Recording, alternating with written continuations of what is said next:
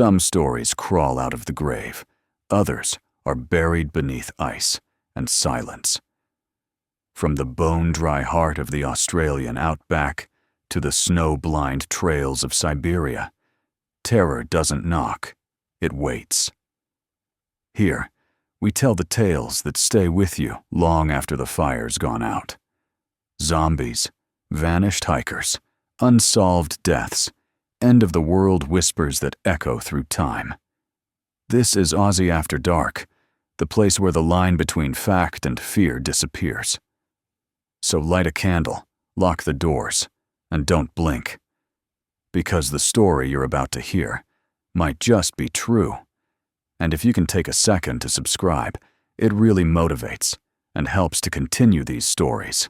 They called it a meteor shower, spoke of it on the news with practiced smiles and excited tones, like prophets heralding a miracle they did not understand. A rare celestial event, they said, a dance of firelight across the heavens, the kind of thing you'd wake the kids for, wrap them in blankets, and lead them into the cold night with steaming mugs of cocoa in hand. The kind of thing that made you forget about overdue bills, aching joints, the damp corner of your ceiling that leaked every wet season, no matter how many times you patched it. And for a time, however brief, it was beautiful. I remember standing beneath the open sky, the night vast and clean above me, as streaks of burning light crossed from horizon to horizon. Trails of flame, orange and gold, tracing delicate wounds across the dark, like the stars themselves had chosen that moment to fall. But the beauty wasn't what stayed with me. Not really.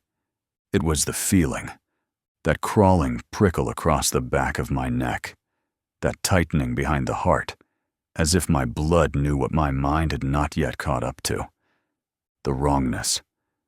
I was at the Haven that night, the shelter on Denham Street, a squat old brick building that smelled of bleach and old trauma. I'd worked there for years, and in all that time, the nights had never felt as still as they did then. There were 6 kids staying over, all of them the kind that slipped between cracks. Runaways, court orders, missing persons yet to be noticed. One girl, maybe 10 or 11, sat cross-legged on her cot every evening and traced the same lines in the concrete floor with her finger like it was a prayer. Her name was Mia. She didn't speak much, but she had the eyes of someone who'd long since stopped expecting kindness from the world. I was in the office, sorting through a box of donations someone had left by the door. A broken toaster, a few threadbare blankets, a kettle with a cracked handle. I had it plugged in anyway, trying to boil enough water for the kids' nightly Milo. The orange glow from the heating element flickered and sputtered like it wasn't quite sure it belonged. Then came the flash. The whole room lit up, not like lightning, not blue or sharp or jagged. This was red, deep and pulsing, like something breathing through the sky. "Dave," one of the boys yelled from the common room, "you seeing this?" I stepped outside, cup still in hand, tea bag floating lazily in pale water. The night air hit me, cool but heavy, and I looked up and saw the end of the world. The sky was on fire, not fire. Not just fire. It looked like 1,000 gashes had been torn open in the skin of the sky. Orange trails burned across the stars, each streak too slow, too smooth, too deliberate to be a falling rock. No thunderclap followed them, no tail of crumbling debris. Just those slow, searing lines descending. They weren't falling, they were landing. All around me the children gathered in silence, not one voice, not even a whisper. Mia stood barefoot on the footpath, her small hands curled into fists. The look on her face wasn't fear, it was something older, something that didn't have a name. Then the mist came. I saw it first over the rooftops, an unnatural wall of white, curling over the streets with the grace of spilt ink. Not the slow drift of fog, not the haze of smoke. This mist rolled like breath from something too large to comprehend, and it was cold. Not in temperature, but in the marrow. It moved like it had intention. Things began to unravel that night, but not all at once. Not in the way you'd expect when the end arrives. The power went first, just after midnight. Not a flicker, not a warning. One moment, light. The next, absence. The silence followed. Thick, smothering. Even the walls felt like they were holding their breath. No dogs barked, no cars passed, even the insects were gone. And the air, God, the air, it didn't feel right. It was thick, weighted, like the pressure in a storm's eye just before the lightning touches down. Like something huge was circling overhead, cloaked in clouds and silence. I tried to drive home. The streets were full of ghosts. Cars abandoned at odd angles, doors flung open, hazard lights blinking uselessly. I passed a pram tipped on its side, a scarf tangled in its wheel like it had tried to hold on. Streetlights hung like melted glass sculptures, twisted and blackened, their poles scorched with heat. No people, only remnants. I kept heading north, and that's when I saw the clothes, piles of them. Shoes, jackets, shirts, perfectly folded in places, scattered in others. Still warm, still smelling of people, but no bodies. I stopped when I reached the river, parked the van near a petrol station that had been torn open like a tin can. That's where I found her. Eva. She was standing barefoot on the road, her little feet stained with soot and something darker. Her dress, pale pink with tiny flowers, was torn at the hem. She held a dirty koala plush in her arms like a shield. There were bodies nearby, one slumped against the side of a dumpster, her long hair soaked red and plastered to her face. It might have been her mother. Eva didn't look at them. She looked up. I didn't know what to say. "Hey there," was all I managed. She didn't answer. Just turned, walked past me, and climbed into the van. She never cried. I tried the shelter again. Fool's hope. I thought maybe the kids had come back, maybe someone had survived. But the front door swung open on one hinge. The hallway was wrecked. A mug shattered into dust on the floor. One cot still warm.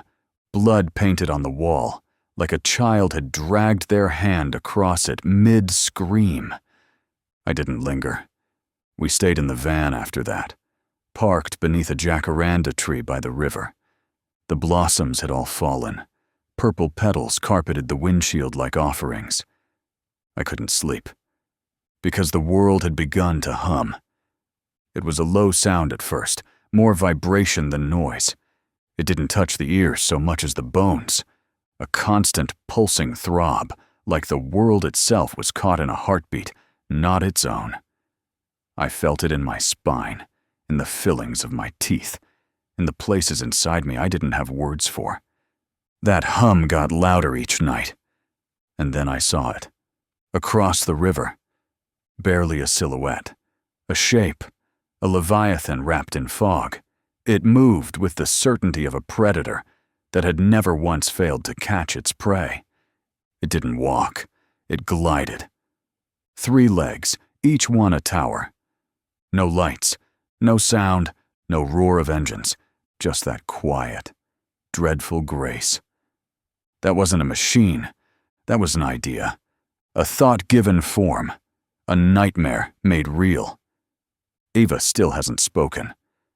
But that night, she grabbed my wrist. Not to stop me, just to hold on. Her eyes were wide, her breath shallow, and I think she could feel the hum, too. Then the sound changed. It became footsteps. Thud.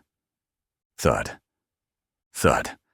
Deliberate, rhythmic, like a drumbeat marking time toward extinction.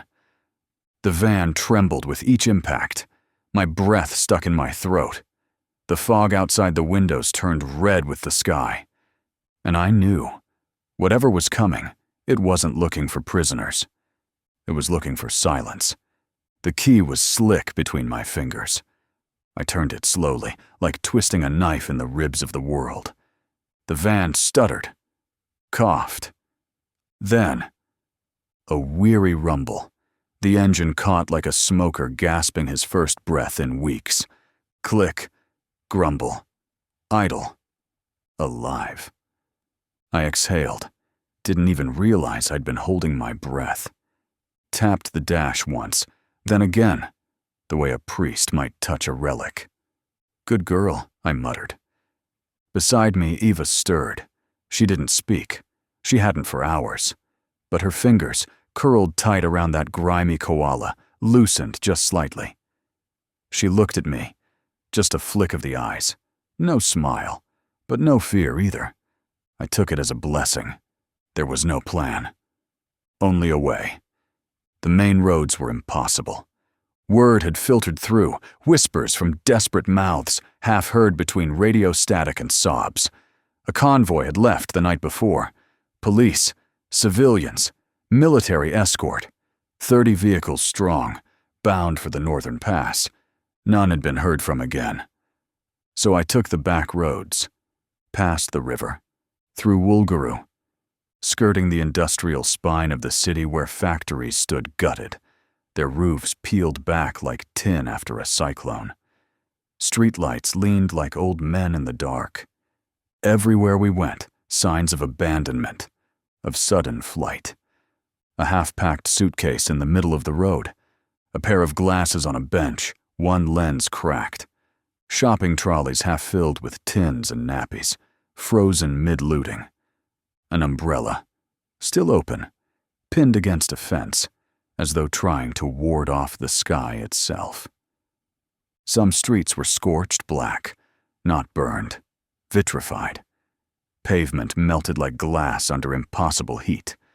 In one spot, the white lines of a pedestrian crossing had fused into the road like bones. The van rumbled forward, slow and steady, tires crunching over debris. Eva sat silent, watching. Her eyes never closed. That's when I saw it. At first I thought it was a building, or a water tower, something man-made. It stood in the middle of an intersection, unmoving. Mist rolled around its base like waves kissing a monolith. It didn't make a sound. It didn't twitch. It waited. 3 legs. Spindly but immense, each one planted in the road like roots from another world. Its body was like a shell, rounded but cruel, plated in something that caught the red sky and twisted the light until it hurt to look too long. No windows, no eyes, just a mass that should not have existed in this world and yet was. I killed the engine. The sudden silence was deafening. The hum beneath the earth returned, louder now, pressing against the van like deep-sea pressure. I thought I was dreaming, or hallucinating, but Eva saw it too. I could tell by the way her fingers curled tighter around the koala, the way she leaned forward ever so slightly, unblinking. We reversed, slowly, carefully. I didn't dare breathe. When we turned down the side street, the mist seemed to part for us, not retreating, accommodating. That terrified me more than anything. We kept going until the sun began to fail. Or what passed for the sun these days. It hadn't been bright since the sky changed. Now it was just a dull red smear, like blood on a sheet of glass. And then, out of the fog, I saw a checkpoint. Or what remained of one. A tent, military canvas, shredded down the center like something had clawed through it. Steel barricades twisted sideways like they'd been tossed by a giant's hand. Boots in the mud, spent casings scattered like confetti. The ground was scorched in strange spirals, almost like patterns. Not made by fire, made by heat, purposeful heat. I stopped the van, opened the door. I didn't want to leave Eva, but I had to check. If anyone was still alive, anyone who knew what was happening, I needed to find them. Then I heard something move, metal scraping, breath catching. A grunt. A figure emerged from behind a flipped bushmaster. He wore a combat vest streaked with dirt and blood. The sleeves of his uniform were torn, one arm wrapped in cloth soaked through with red. No helmet. His hair clung to his forehead, matted with sweat. His eyes were empty, staring past me into something I couldn't see. He raised a pistol. "Say your name." His voice was cracked, hollow. I lifted my hand slowly. "David Kearns, civilian. I've got a kid with me." He glanced at the van, then back to me. The pistol didn't waver. After a long moment, he spoke again. "Walker. Corporal. 1st Battalion. Everyone else is dead." He said it like reciting a report, like the words meant less with each repetition. Then someone else spoke, a voice behind me, quiet as paper tearing. "You'll want to move before nightfall," it said. "They hunt in threes." I spun around. A man stood ankle-deep in a roadside ditch, half hidden by tall grass. His robes were once white, now caked in brown. A cross hung from his neck, the chain broken and retied with twine.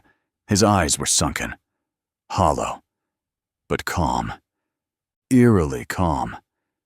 He stepped forward without fear, without hesitation. Walker raised his pistol again.